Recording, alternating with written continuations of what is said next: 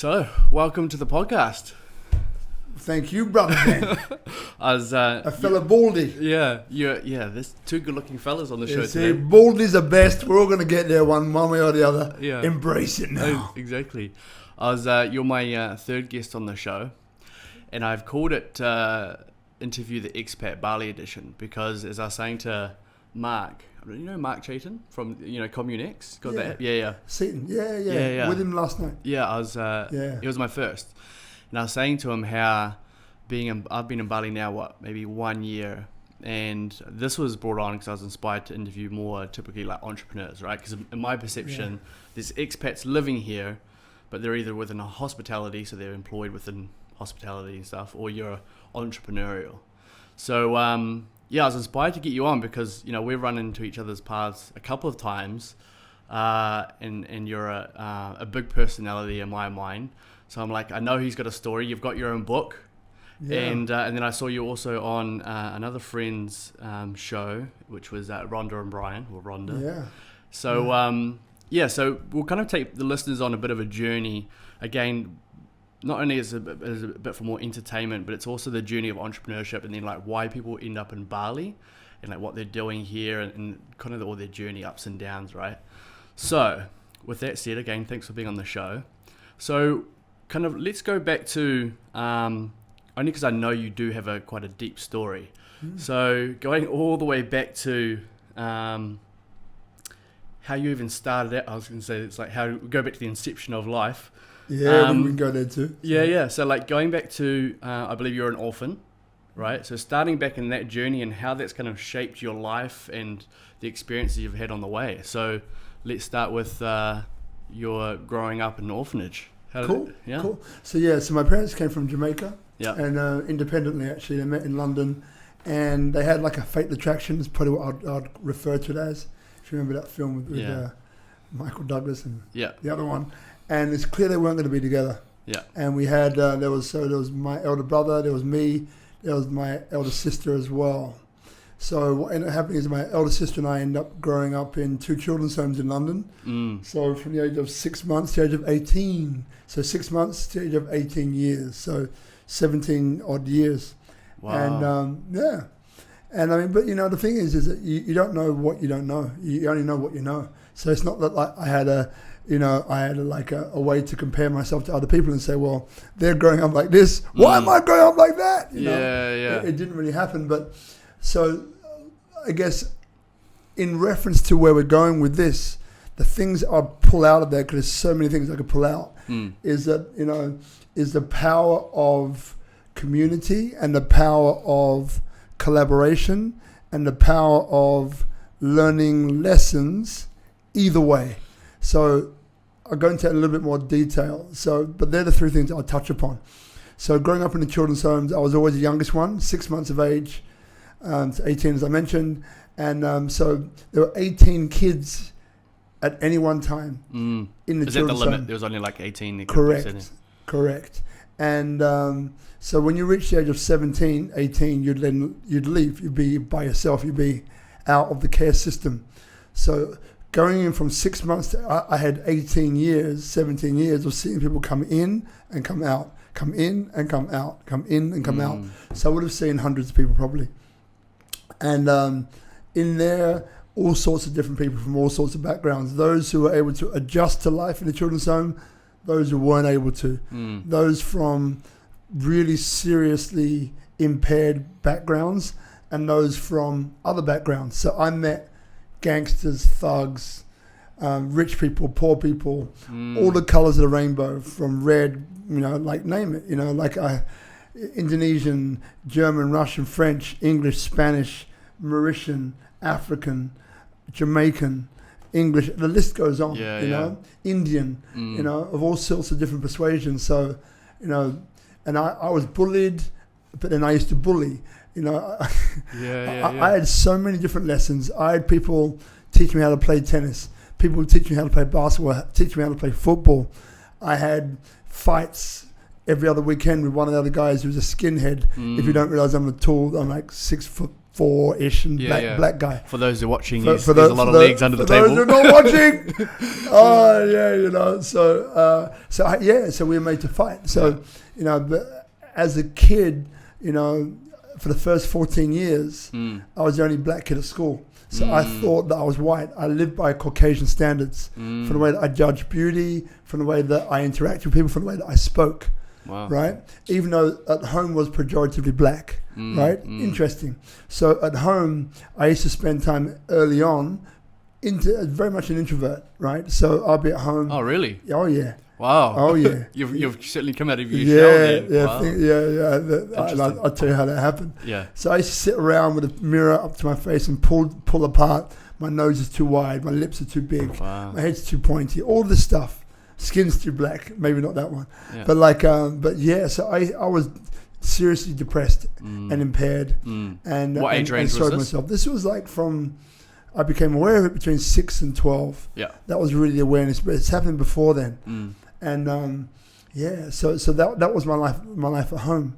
And at school, because I was really good at sport, I was put up on a pedestal, right? So, and being really good at sport, it's hard to be an introvert when you're on a pedestal, right? So I engaged this other part of me that I would call an actor for the sake of argument, which was the extrovert, which is what you see now, right? So but I'm still an introverted extrovert or an extroverted introvert, up to you how you want to see it.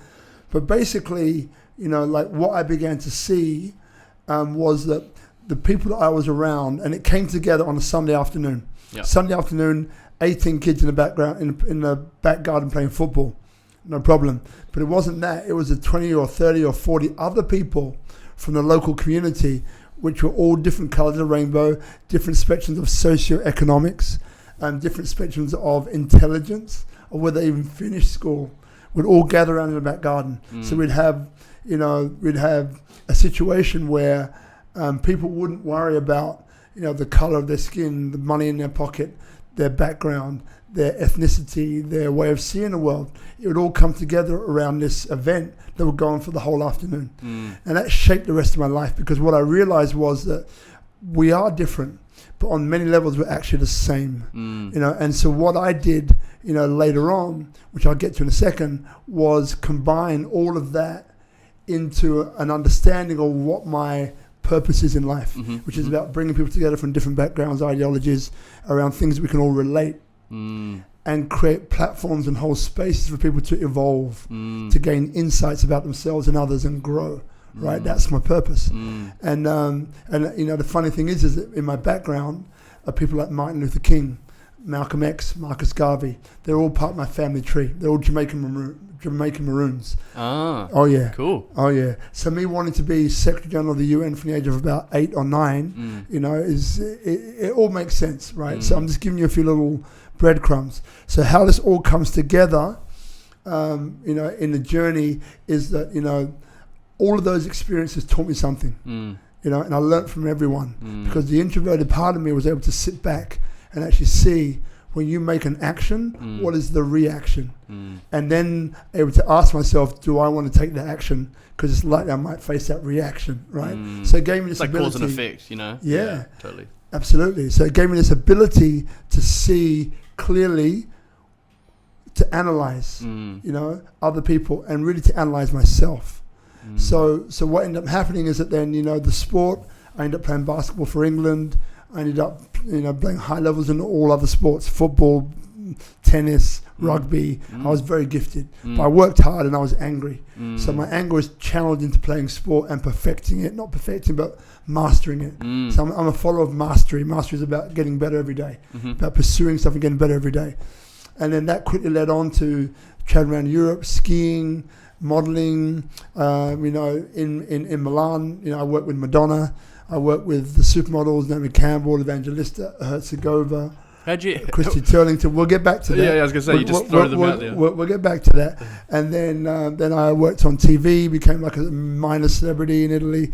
Then I moved to Australia, started again from zero, but I'm quickly able to adapt, create networks, create communities. I got those abilities and those skills. And then ended up running a business voted number 3 in the world.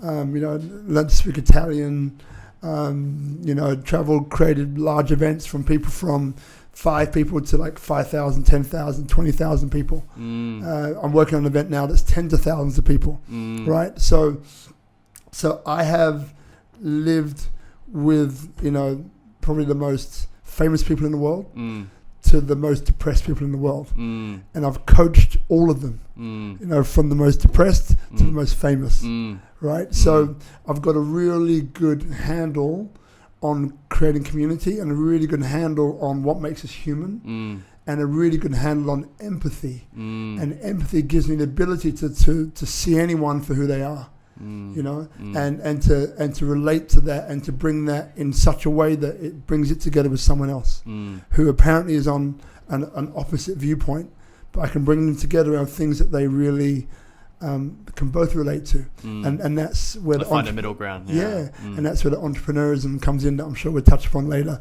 But you had a question you wanted to stop me. So so if we take it back to so 18 rolls around. And you're like, okay, well, I've got to fly the nest, so to speak. What's the where did you head then? So obviously now your purpose more around connecting with people, bringing people together, coaching. A few other things that you do. We'll get into a bit later. But were you that consciously aware back then that that's what you wanted to make a life out of, or you just knew that you enjoyed that aspect of bringing people together? Wasn't really aware of it. Again, it just depends which where I was. So was I an introvert? Was I an extrovert? Right. It just depends. So leaving 18, you obviously you finished high school, or and where did you hey, this is where I'll first try and go into? Is it you were playing sports and you're playing that at a professional level, or you were doing what was the first, say, I guess, career choice that you happened to fall into? Windsurfing instructor. Oh yeah? Yeah. Interesting. Yeah. So how'd you get into that? Summer at school, you get a summer job. Yeah. And I've always loved windsurfing. And so as a reservoir. And do you do it here? Windsurfing? No, I haven't windsurfed for years. Oh right. And miss it actually. Yeah. So that was the first thing that I really enjoyed. Outside of playing sport, that was the first thing that I really enjoyed. Outside of biology, I really enjoyed biology as well. Oh yeah. I mean, it's funny things. They're defining moments in all of our lives, right? And one defining moment for me was in history, and it was 12 years of age, and we're studying the 100 Years' War, the one in the Middle East. There are many 100 Years' wars around the world. Yeah. Some which are going for a lot longer than 100 years. Yeah. And this particular war, a kid in the back puts his hand up. Miss, yes. 100 Years' War, yes. Can't be the same people fighting, can it? And that hung with me. I didn't understand it, but it hung with me. And obviously later... As a generation. Yeah. Later on, then I became understanding of the theta brainwave state. We're very suggestible. We're like a mimicker from the age of 0 to 7. The theta brainwave state, we call it, you're a sponge. And again, it's what you...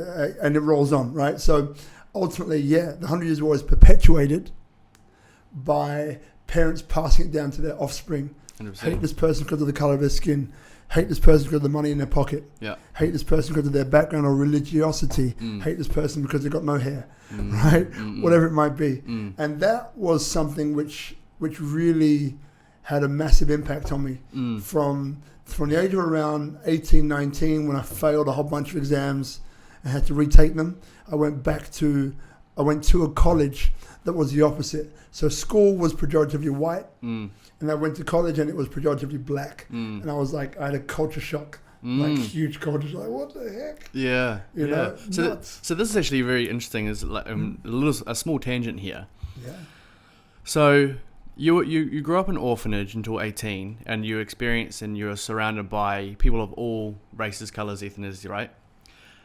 And So give me your perspective or your thoughts around this whole George Floyd thing, right? Oh, yeah. Because it's like you didn't grow up in the obviously I grew up with my family in white neighborhoods or whatever, but you didn't grow up in the I don't know what you call it, the typical or the cliche, you know, whether it's like I'm not saying you didn't grow up in gangs and violence, but, you know, like black neighborhoods.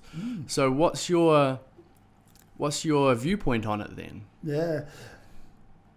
For me, I have a great viewpoint, and I don't mean that to be facetious or to be egotistical. I have a great viewpoint because I grew up as both. So, as I said, for the first 14 years, I thought I was white. I was surrounded by white values, Caucasian values, and all the rest of that. And then there came and even though a home was majority black, the members of staff, all different shapes and sizes, were some from Jamaica, teaching me Jamaican history. Some from Africa, teaching me African history. And the food that we're eating and all the rest of that, depending on the member of staff that was on that particular part of the day, would determine the music, the food that we ate, the types of conversation that we'd have around the dinner table. So, you know, I really began to understand what that looked like. Going to Waltham Forest College and failing, and then being around all black people and saying, like, whoa, what is this? And then I began to understand that I'm actually a black guy, right? Through the whole way. And even though I had black friends on the way up, that intensified all of it, you know? And so then, paraphrasing and fast forwarding, meeting my father again some years ago, and then tapping into my history. As I mentioned to you before, in my history as a Jamaican Maroon are the people that transformed the American Civil Rights Movement. You know, Malcolm X, Marcus Garvey. Very cool. You know, like, you know, Martin Luther King. You know, incredible people, man. Colin Powell. Like, there's so many Jamaican Maroons around that you wouldn't believe. Yeah. And, you know, so and then I suffered from racism, but then every black person has. Yeah. No doubt about it.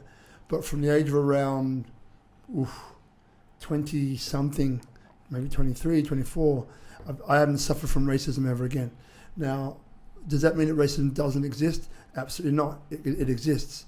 But it's about how I choose to be with it. Right? How you react to it. Be with it, yeah. But you see, when you kind of understand how the mind works, and you understand that you create your own reality, and about how you respond to things, then you get a different picture of what shows up in your life, of what you attract and what you don't attract anymore. Right? So then coming around to your question, and I did a podcast on this as well. So to paraphrase that, probably the easiest way for me to say it is like this. You know, attention has to happen for something to come to our attention. Okay? So however it comes to our attention, it comes to our attention. Once it comes to our attention, it then becomes about our intention. Of course. Right? So those two things are very closely aligned. So attention, intention. So when it comes to black people, like, again, as I said, we've all faced racism, all of us, no doubt about it. So there is an injustice there that has been perpetuated for years, that needs to be addressed, no doubt about it.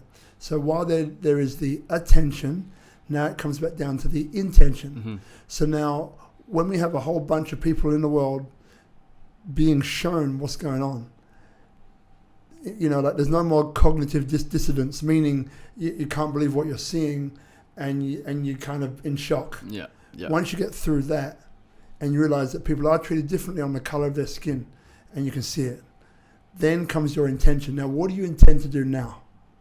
Right? So then this is where it becomes very interesting, because, you know, if the intention is that all lives matter, and this kind of goes back to it now, then what that's about is that if all lives matter, then black lives matter too. In other words, you can't treat anyone differently if all lives do in fact matter.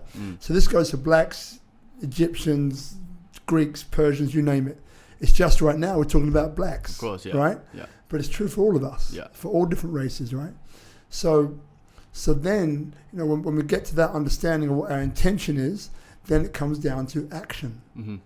So if people really want to take action, then it comes down to the person that you see in the mirror every morning. So I mentioned 100 Years' War before, you know, so it comes down to the person you see in the morning in the mirror, because the change always starts with you, right? The change starts with you. So at the end of the day, you know, like one of my best keynotes is called Man in the Mirror. And what it is about, it's about the waking up of realizing what shows up in your world is what is within you, right? Because the outside world is a reflection of what's inside. Totally. Right? Yep. So if we acknowledge that, then what is your intention? If your intention is that all lives matter, then what is your action? Yeah. And the action starts with you. So it may be that you know that you're in in a position of power, you have a business, you know, and you look at a whole bunch of different people that want to get a job with you, right? So now you look at everybody and you hire them based upon their merits, not the color of their skin. Yeah. For example, that's one action. For each person is a different action potentially.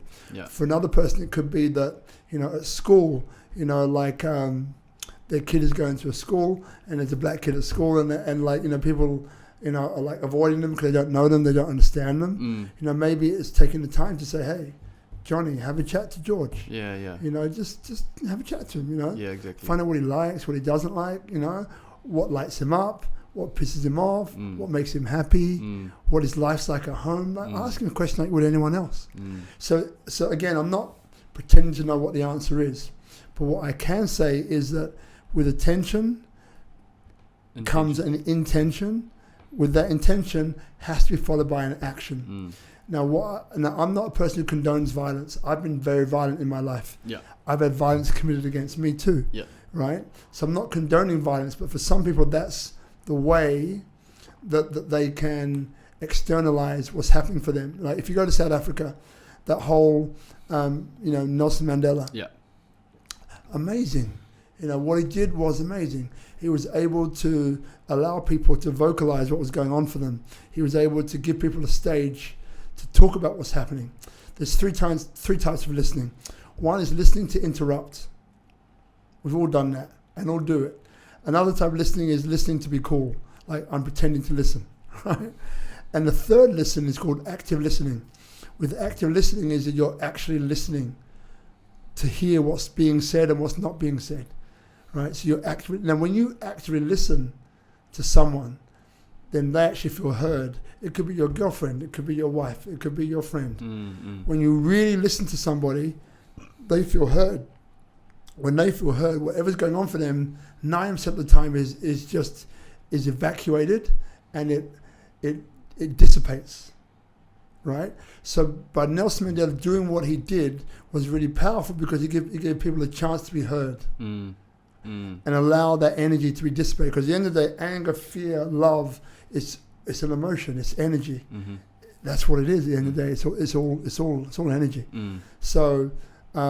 But for some people, that's not enough. So for them, it has to be physical, has to be violent, has to be action orientated.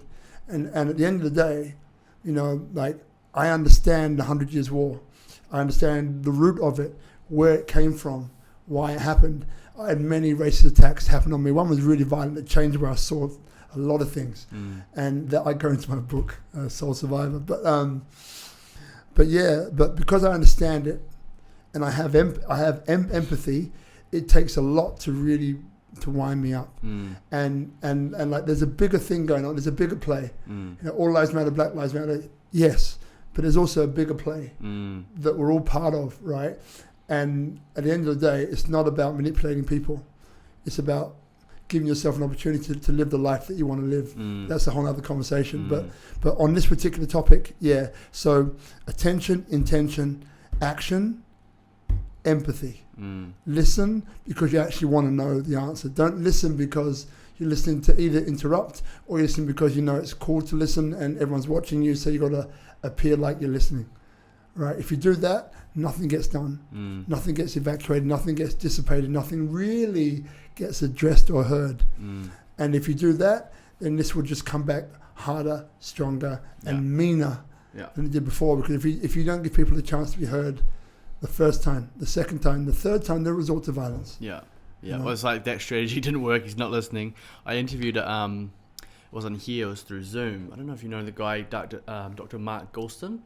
No, the name. I don't know. He wrote the book, Just Listen. It used to be like used to work for the FBI and do like hostage like negotiations and things like this. Yeah, and on your point around listening, the 3 different stages of listening in your perception, it's interesting because I agree to the sense of you either create alternating monologues, or if you're listening and taking it in, you can create a dialogue, right, where you can appreciate each other and create a dialogue. I think a lot of people, especially relationships, like you said, whether it be children, business, whatever, there's this, I'll listen, but then I'm going to jump in with what I actually want to say. And then you create this alternating monologue, right? So fair play, good point.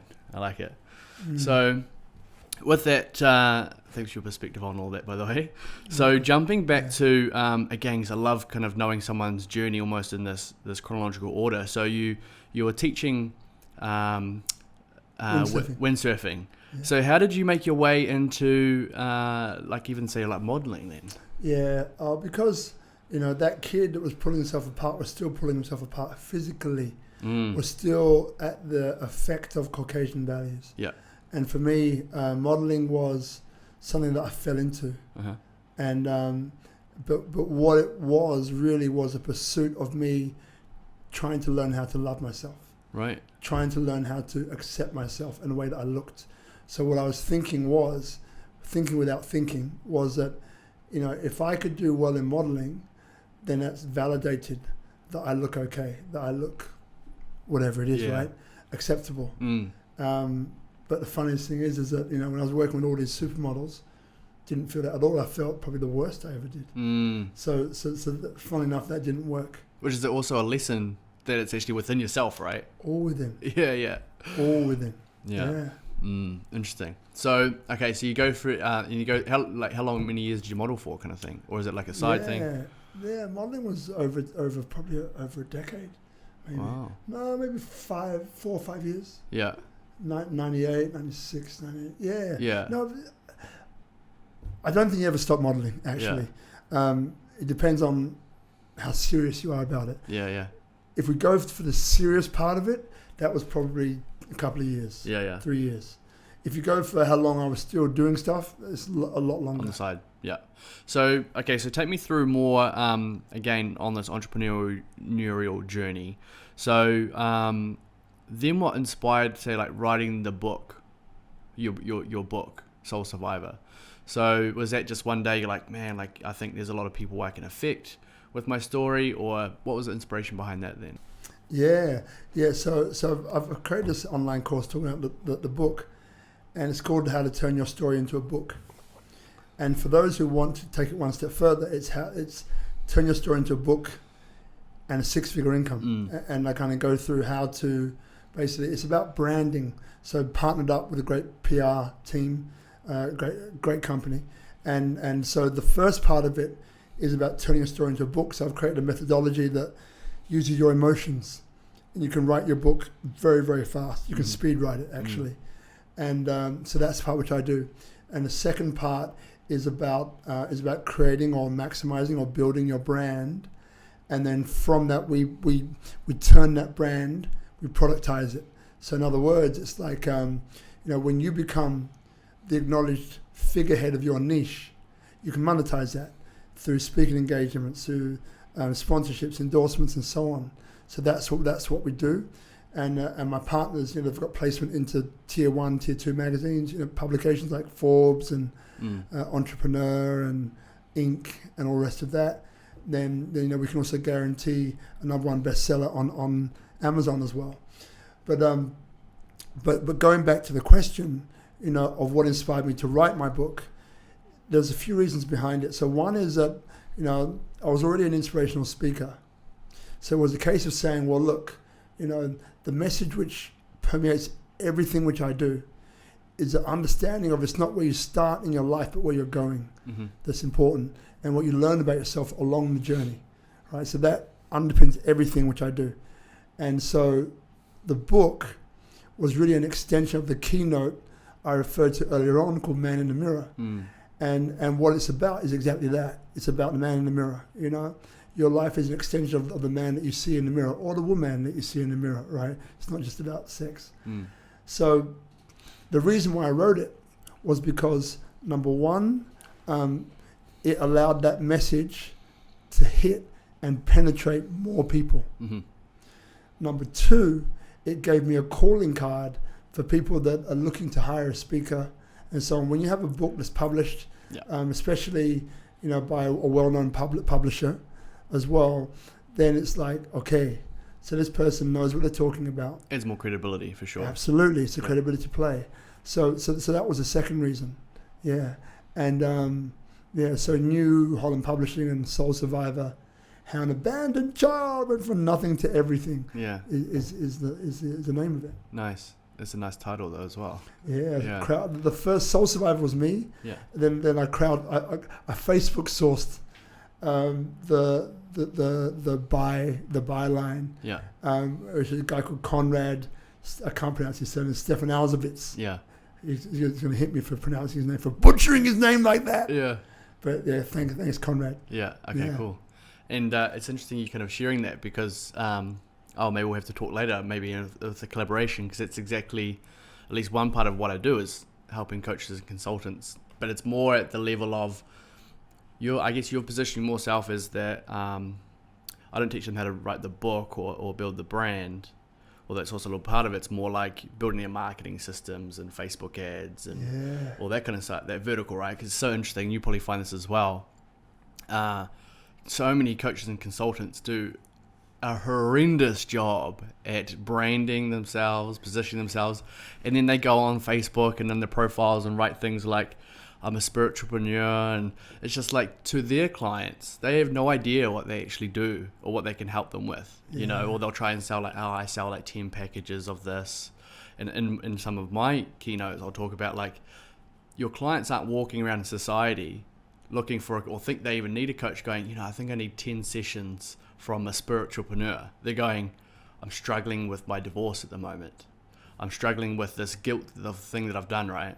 So then it's teaching the coach or consultant how to language what you do into I help blah, blah, blah, blah, blah, blah, right?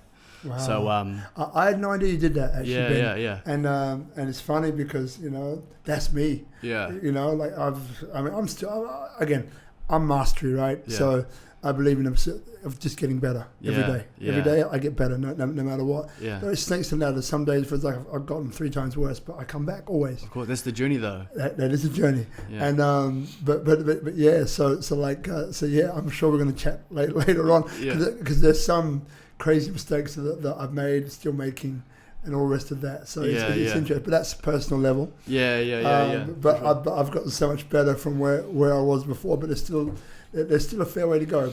But I'm definitely on. Hey, we're both young. On the journey. Especially being bald, we're even more young. and you know what?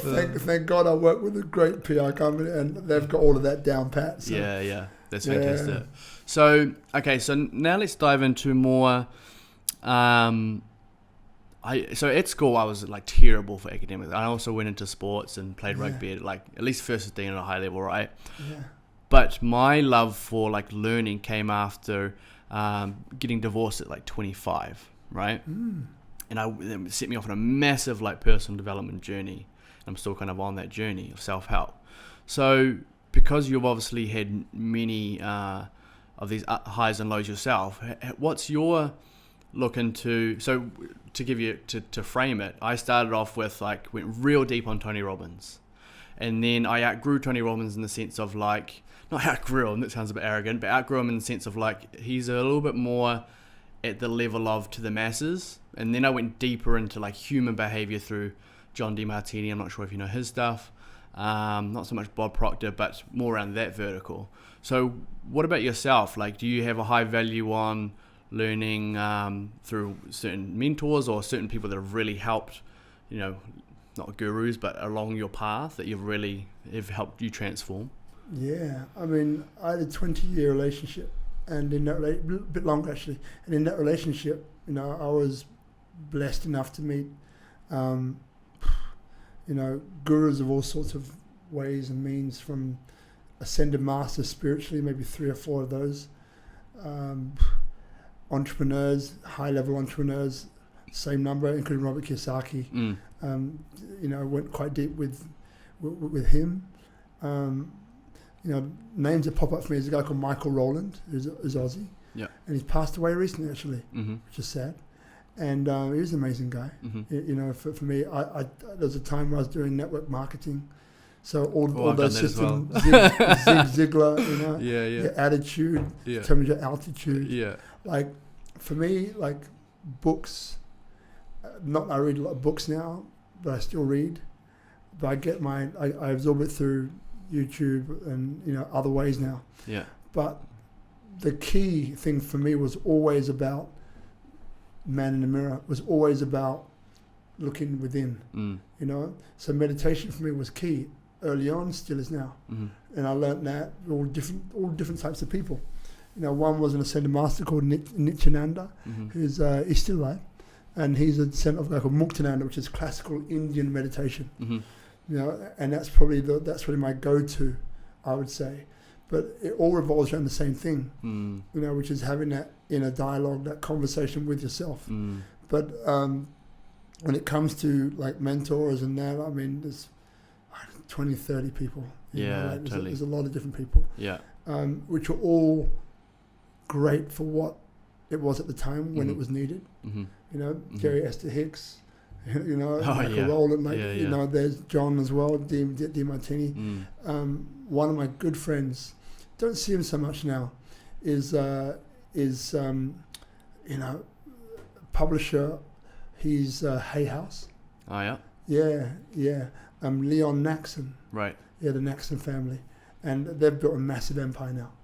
And, you know, during his 20-year relationship, he was extremely charitable towards us. And he's a good friend of my girlfriend's mum. And, you know, when any of his authors came through, which was all the people that you mentioned, right, we would get tickets to go and see them. You know, Landmark Forum was probably one of the most... Oh, Landmark, yeah. One of the most incredible courses for the money that I've ever done. You know, and I've done quite a few. Yeah. Some high. I've never done Landmark, but they'll say we're just walking around as meaning-making machines, right? Like, give everything a meaning. Yeah. I mean, look, like Landmark Forum is phenomenal. Yeah. You know, like it's phenomenal. Yeah. You know, like that created an insight within me. They're still there, you know. So there's so many defining moments and insightful situations that came about, but the common thread that brings them all together is that look within. You know, look within. Reflection. Yeah, I found that. And get to know it. Yeah, there's one, and I think you touched on it nicely, or at least I think you do it. Is I got this from John, but you know, what you see in others, you couldn't see if it wasn't within yourself. Yeah. Both positive or perceived positive and negative, meaning if you're judging someone the way they are, you've disowned it within yourself, right? So I found that very powerful to kind of take it, let it sit on it, and then you get used to, like, if someone walking down the street or whatever, or if you're in a diet or you're in a conversation with someone, you're judging something, you can kind of go, oh, hold on a minute, I know that's with myself, I'm judging or disowning it, deflecting it, to then go, okay, where have I done that? Meaning if I'm judging a trait, like, oh, they're so aggressive, and where have I been aggressive, right? So that I found that very powerful. To switch another gear, seeing as we're in Bali, how did you... Switch gears, brother. Yeah, how long have you actually been in Bali for? This time around, 3 years, roughly. Our first time I got here was 20-something years ago. Okay. But that was more for an extended holiday. Okay, so this is the first, 3 years is being based here more one time, right? So what brought you back here to be like, you know, I want to base myself here?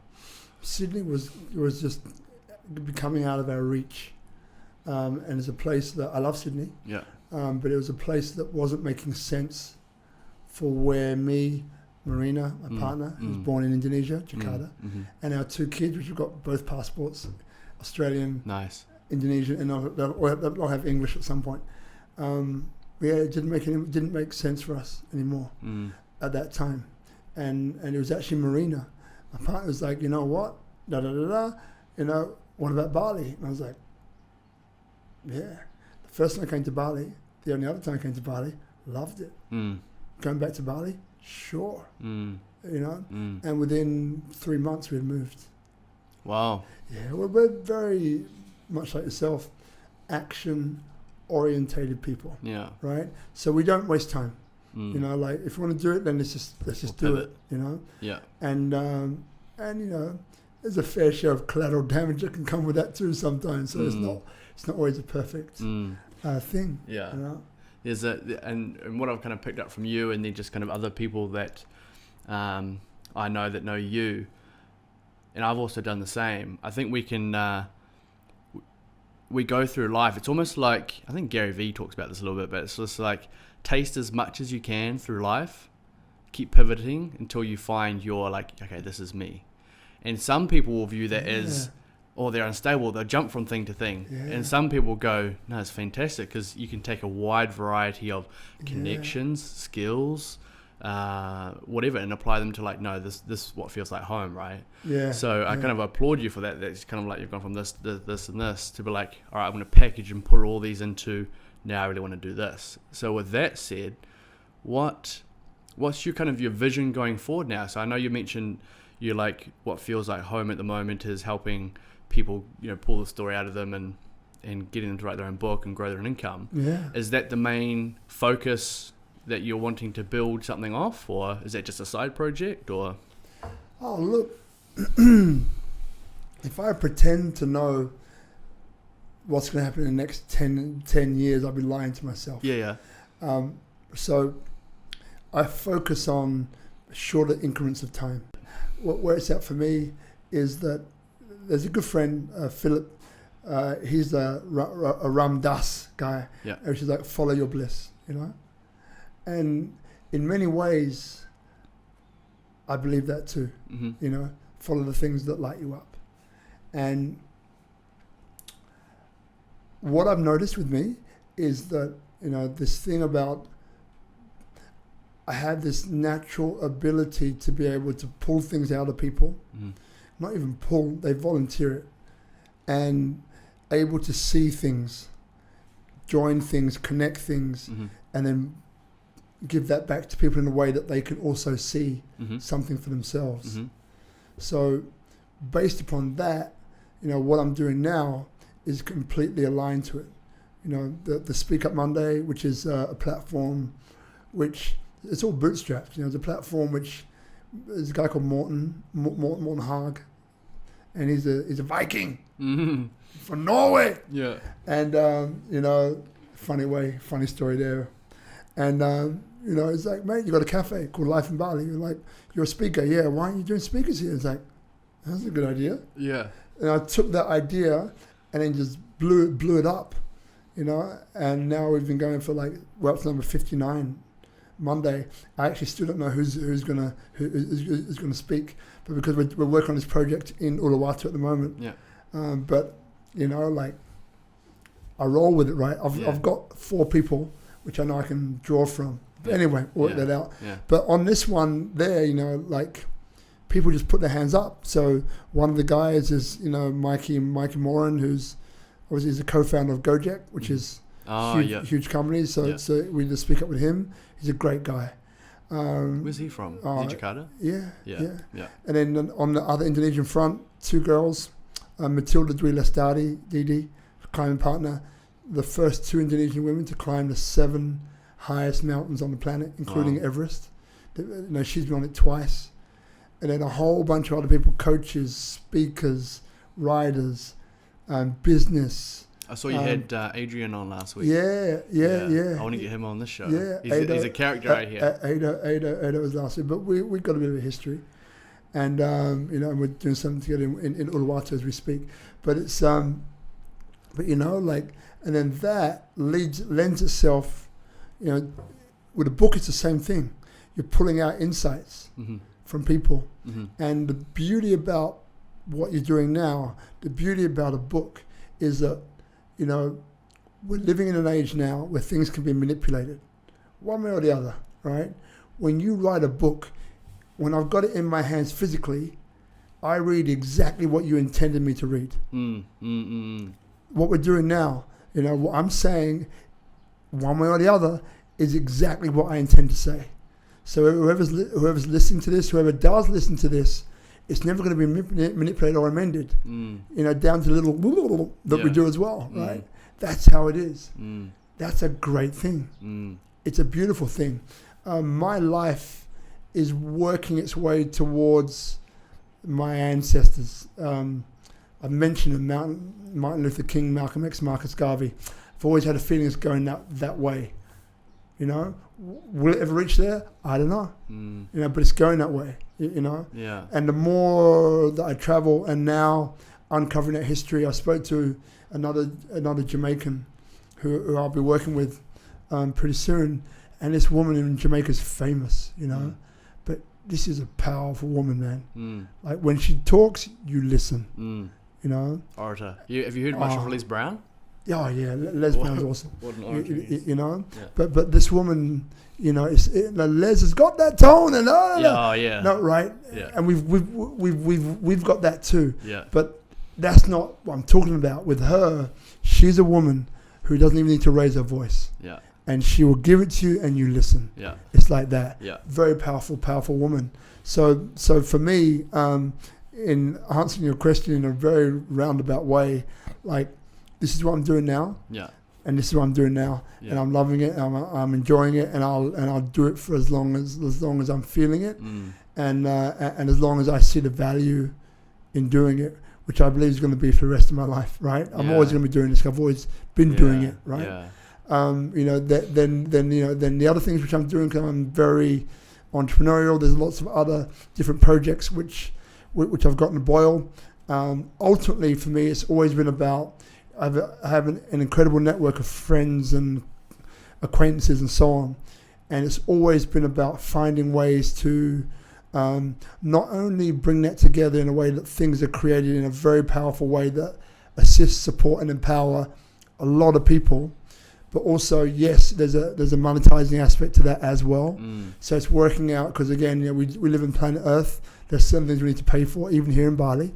So it's working out ways which that can happen ethically as well. Fair exchange. You know, yeah. You know, as we know, you know, back in the day, you know, the father of the self-development movement, you know, was about which service can I render, and as a result of me rendering to that service, to the ability in which I'm able to render that service, to the amount of people I'm able to render that service to, is commensurate to what I receive in return.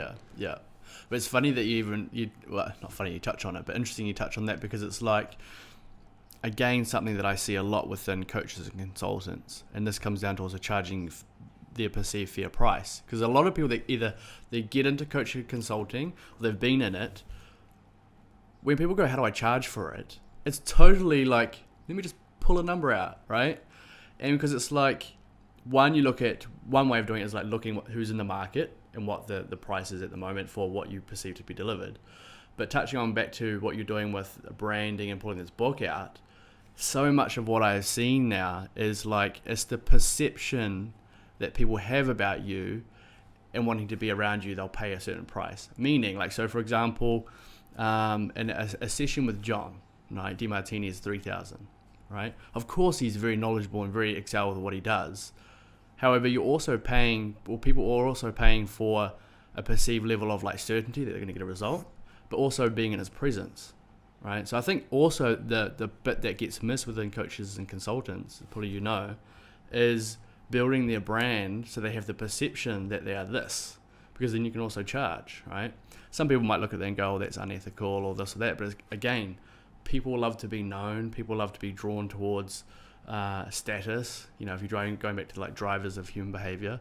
So I think we'll definitely be able to collaborate in kind of some way kind of going forward, but yeah, very interesting times for sure. And that's a great point, you know, like, you know, as I said, I'm launching this course, and, you know, on the way I've got people hitting me up. It's like they're coming out the woodwork, you know. I've got four calls to make today, tomorrow. Yeah. And, you know, and I'm confident that they'll come on board. So is this a book that it's an autobiography, or in what way? Like, is that, okay, cool. So it's like anyone that's wanting to share their story, but I bet, sorry for butting in, I bet that, I'm sure, almost certain that people, the first thing they're going to know is, yeah, but people won't want to listen to my story. Why am I special? Why do people want my story? Yeah. So look, who I kind of target So there's two things, right? There's who you target and who targets you, right?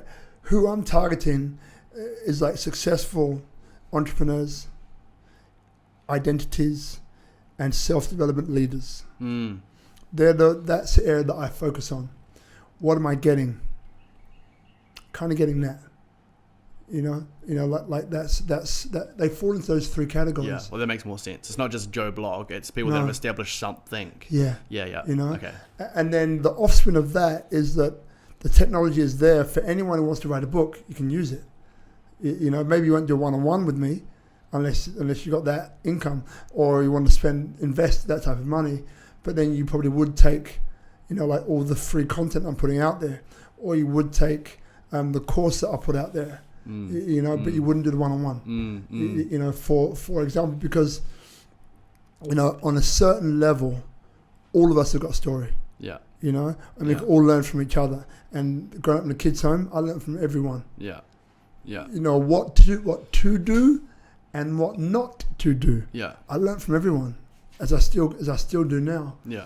And that's part of what makes me empathetic is that. I believe I can learn something from everybody. And I still believe that, right? So I'm always learning. And what's your kind of expanding on that? Always learning. Have you gone deep into like either Russell Brunson or Sam Ovens? Sam Ovens, funny you should mention that name. Look, Russell Brunson there's a little bit more coming that way. Sam Ovens, a little bit. Yeah, a little bit. You chuckle. Why is that? Sam Ovens. Oh, mate. Why do I chuckle? The accent. Because you're both from the same place. Yeah. Right. That would be the first reason. Yeah. And the second reason is that he's such a polarizer. Yeah. And there's some people who really, really like him, and some people who really don't. Yeah. And what do I see? I see a guy who's done phenomenally well. Yeah. And good on him. Yeah. Do you know what I mean? That's what I see. People certainly do love him or hate him. I mean, he certainly fits more into. I asked that because curious to know around that, because those have probably been when it comes to branding, marketing, advertising. I've read many books around that. Like, I don't know, Ryan Levesque, Ask Method, to Story Brand by Donald Miller. But those are probably the two that I've gone the deepest with. So hence why I kind of sets up a conversation we might have later, because those are the two that I've gone deepest in as far as building a brand, building a movement through Russell. And then Sam's all like analytical as shit, right? Like down to the very science of cause and effect. This does this, then into Facebook ads and into delivery. So yeah, that'll be something cool that we can kind of look at. Yeah, man. Yeah, absolutely. For sure. Absolutely. Awesome. Okay, it's inspiring to hear, again, your story and how you've kind of been able to kind of glue it all together. But one thing that I admire about you to kind of finish with is I love to plan, and I love to like, this is my vision, this is where I want to kind of go. Yeah. Sometimes I will go, right, this is my plan in 10 years, and then that gets too overwhelming because I focus on it.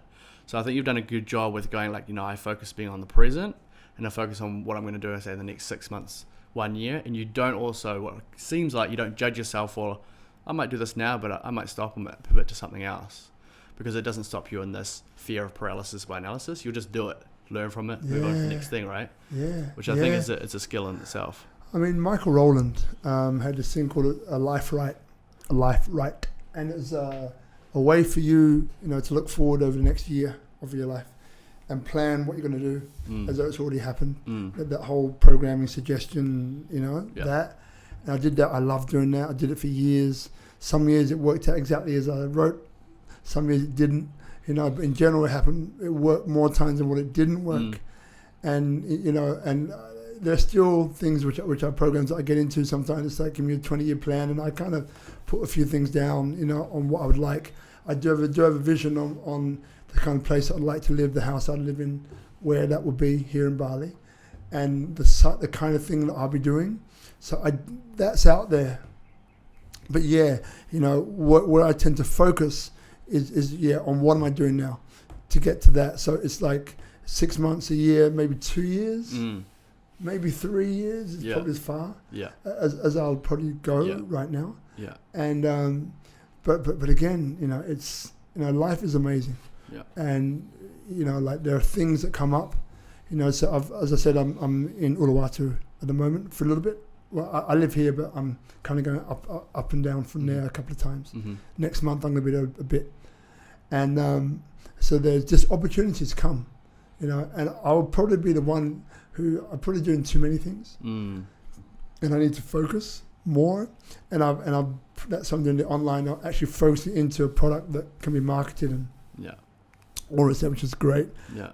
First time I've done that. Yeah. Even though I've been going with this knowledge, I've been relationship coaching for a long time as well. Mm-hmm.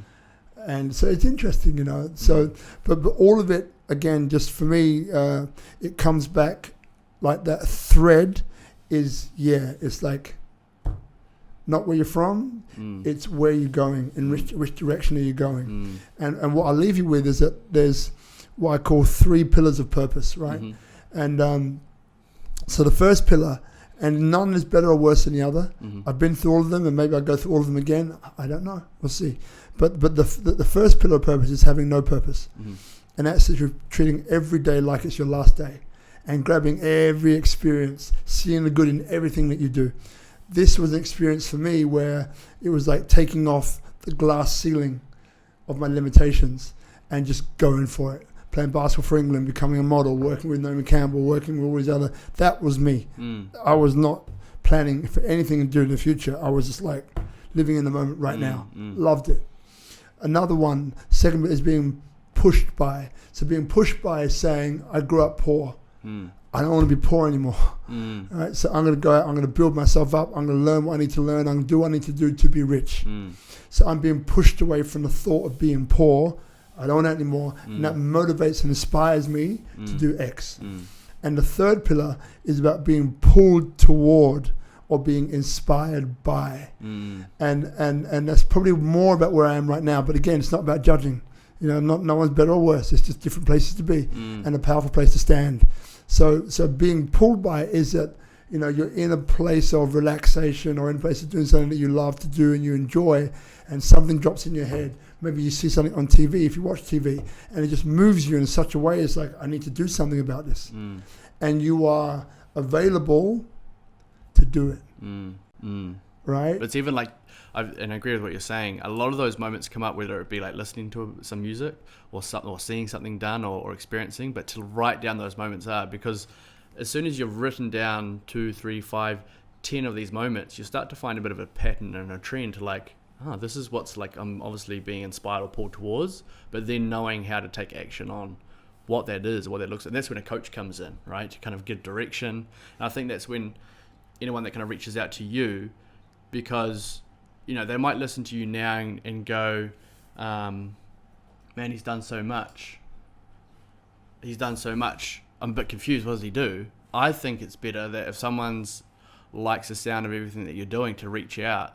And that's where these discovery calls or whatever comes to kind of go, look, I don't think I can help you with this. Let me direct you to this resource, or bro, it's exactly what I'm doing now. Let me do this, right?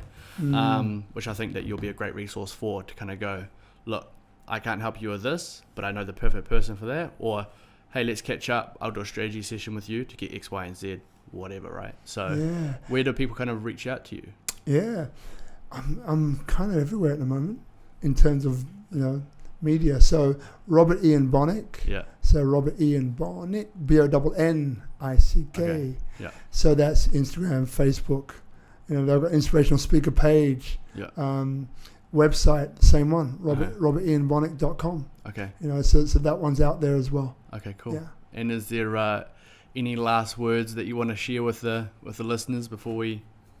Yeah. So there's a beautiful story, true story. And this kind of sums me up in a way.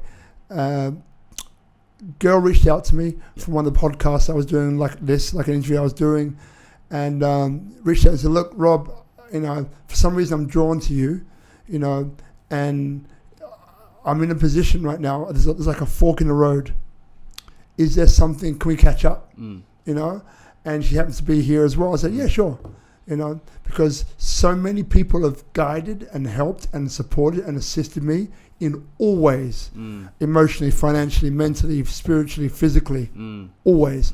So 3 rules I live by: never forget where I'm from, help me to get to where I am today, and always give back where I can, and without any expectation of getting something back in return from that person.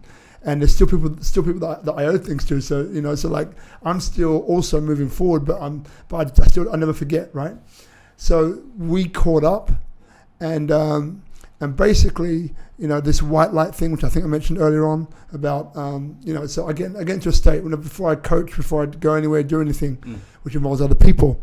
What I do is that I'll meditate very quickly, or 3 deep breaths, full body breaths out. I'll sit down, white light comes down. This is what I imagine. White light's coming down over me.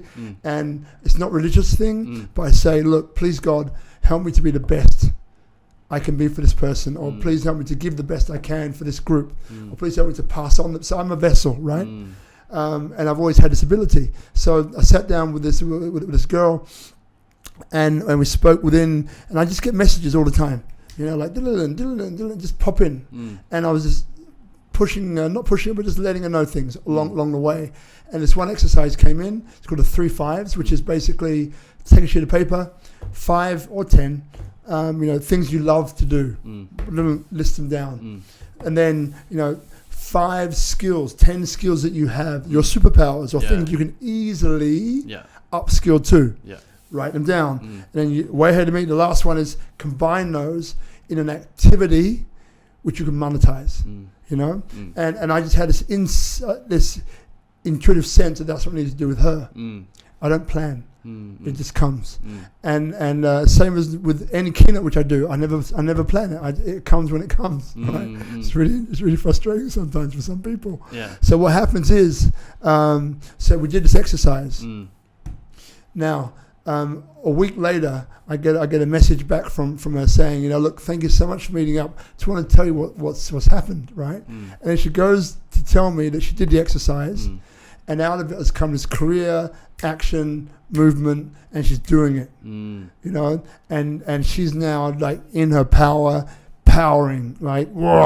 Straight down, right? Straight through, and she's loving it, and that's the thing which I love to do. Yeah, especially when you're as a coach though, when you're giving an advice or giving something and people take action, because it's like that's one of the most frustrating things. I think, well, I guess as a coach, not to be attached to the outcome of your clients, but when you get someone that fulfills or takes what you're saying and implements it, is probably the most fulfilling part about being a coach. So that's pretty awesome. Yeah. So thanks again for coming on the show. And I think I reached out to both Adrian, or through Mark, and Chris Duffy. Chris Duffy's going to be a fantastic... Duffy? Is that how to say his last name? Yeah, I think so. Yeah, sounds pretty good. And so thanks for coming on. Thanks for having me, and whoever's listening to this, mate, Ben, you're doing a great job. Appreciate it. A fellow bald head with a slightly different accent to me. But you have a great way of. This is great, like giving people the opportunity to come and speak, and to uncover, some of the things that make them tick in a way that people can grasp, and the things that they can try and get. Because I think we're all inspired by other people, right? And in a room of 10 people, 2 people with an identical message, right? People respond to them differently based on how they look, how they appear. We relate to people differently, So what I love about what you're doing is that, like you're doing it your way, and it's got a distinctive you touch to it, course. And obviously it's having a great amount of success, and people are enjoying it and loving it, and being on this side of it, you have a great way of doing it. So thank you. Again, a bit like you through Keynote. Nothing's planned. It's just like, I know these questions that I need to get answered. So no, it's fantastic. Perfect. All right, we'll catch you guys on the next episode of Interview the Expat Bali edition. Thanks.